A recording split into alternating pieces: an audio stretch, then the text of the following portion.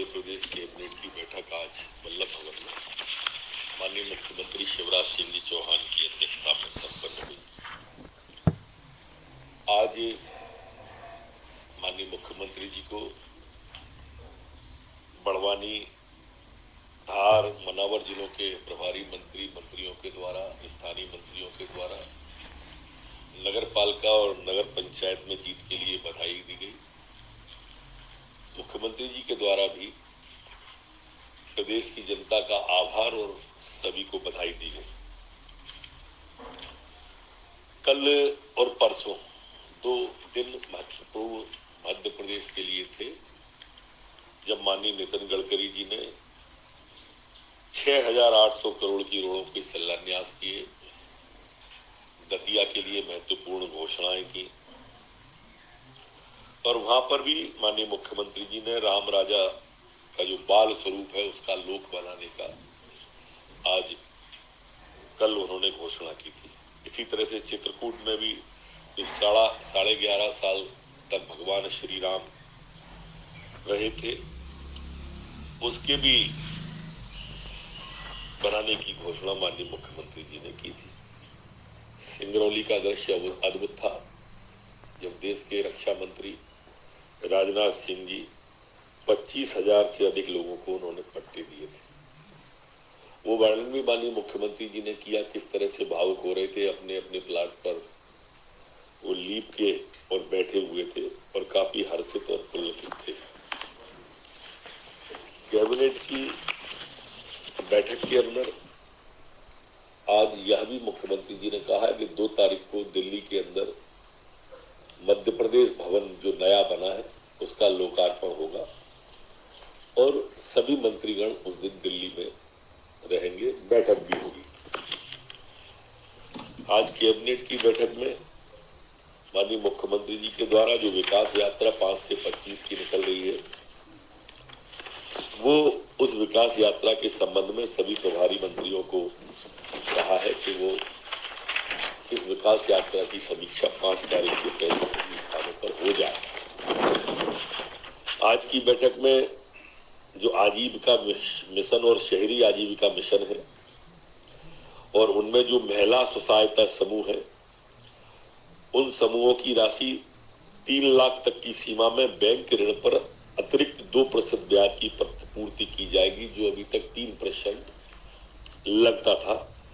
इस तरह से एक ब्याज की छूट देने का बड़ा काम, आजीविका मिशन की बहनों को संबल देने का काम, उनको सपोर्ट करने का एक सरकार ने महत्वपूर्ण निर्णय आज मध्य प्रदेश में लिया।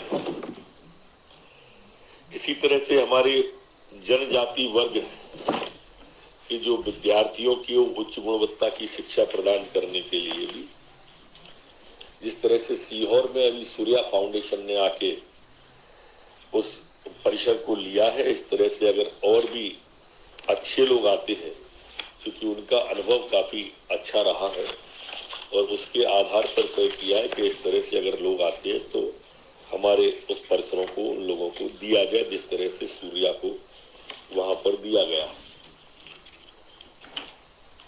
अन्य एक निर्णय में मुख्यमंत्री जी के द्वारा आज तय किया गया है कि जो नगरीय निकाय हमारे हैं उनमें अधोसंरचना निर्माण योजना की स्वीकृति के लिए एक योजना प्रारंभ की है। इस योजना की अवधि 2 वर्ष 22-23 रहेगी। योजना के अंतर्गत कुल व्यय 800 करोड़ रुपए होगा, ये नगरीय निकायों के लिए है और 22-23 के लिए 200 करोड़ रुपए के बजट का प्रावधान उपलब्ध है। अतः शेष 600 करोड़ का प्रावधान भी करने का प्रस्तावित आज मध्य प्रदेश की कैबिनेट के द्वारा किया गया है।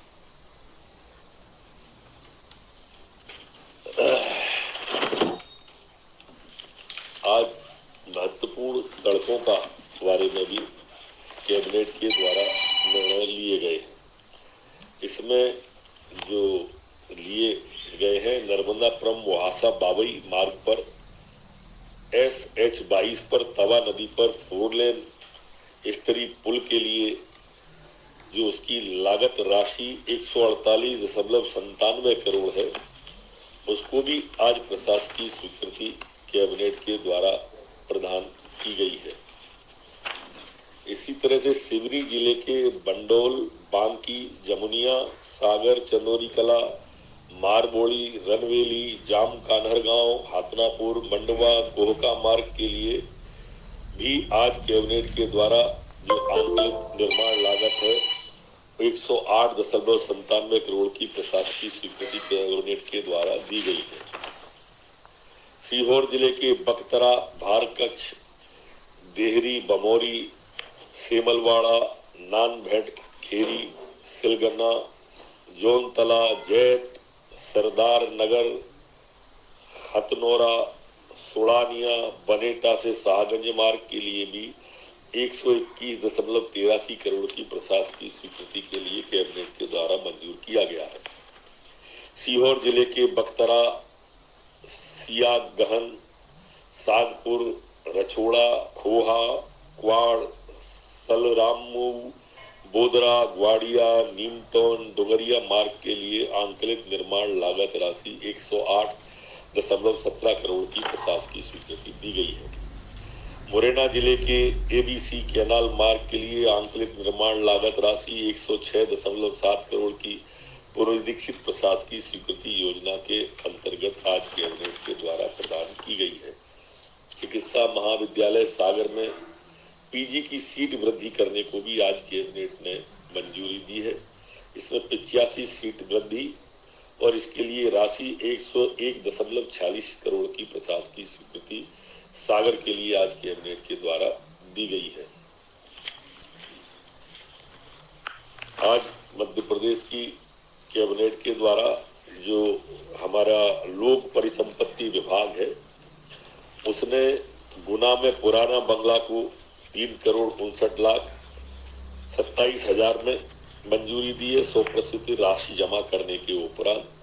इसी तरह से लामाखेड़ा जिला भोपाल में 6,94,11,000 में 100% राशि जमा करने के बाद में देने का तय किया है।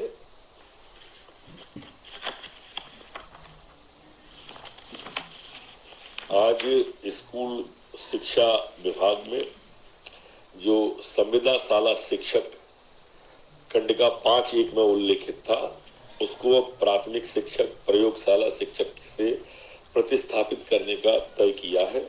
इसमें जो अनुकंपा नियुक्तियों में दिक्कत आ रही थी इस निर्णय के बाद में वो दिक्कत अब दूर हो जाएगी और अनुकंपा नियुक्ति होने लगेगी।